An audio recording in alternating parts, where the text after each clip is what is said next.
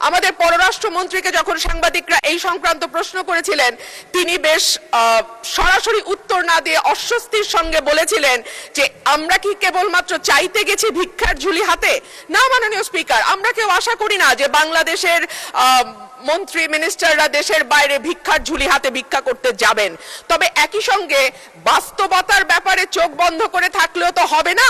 মাননীয় সদস্য রুমিন ফারহানা, ব্রাহ্মণবাড়িয়া 2, সময় 2 মিনিট। মাননীয় স্পিকার, আপনাকে ধন্যবাদ।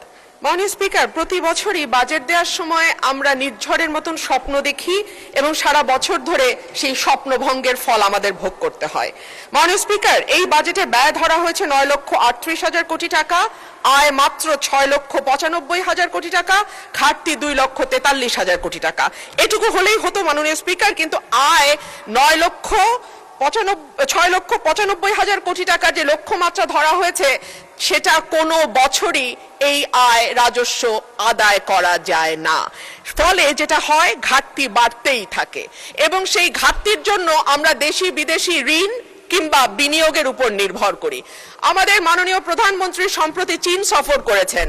আমি আপনার মাধ্যমে মাননীয় স্পিকার, আমি জানতে চাই চীনের কাছ থেকে আমাদের ঋণের কোনো আশ্বাস আমরা পেয়েছি কিনা, পেয়ে থাকলে সেই ঋণের আশ্বাসের পরিমাণ কত, কিংবা বাংলাদেশে তারা কোনো বিনিয়োগ করবে কিনা এরকম কোনো আশ্বাস এসছে কিনা সেটাও আমি আপনার মাধ্যমে জানতে চাইছি। মাননীয় স্পিকার, আমাদের পররাষ্ট্রমন্ত্রীকে যখন সাংবাদিকরা এই সংক্রান্ত প্রশ্ন করেছিলেন তিনি বেশ সরাসরি উত্তর না দিয়ে অস্বস্তির সঙ্গে বলেছিলেন যে আমরা কি কেবলমাত্র চাইতে গেছি ভিক্ষার ঝুলি হাতে। না মাননীয় স্পিকার, আমরা কেউ আশা করি না যে বাংলাদেশের মন্ত্রী মিনিস্টাররা দেশের বাইরে ভিক্ষার ঝুলি হাতে ভিক্ষা করতে যাবেন।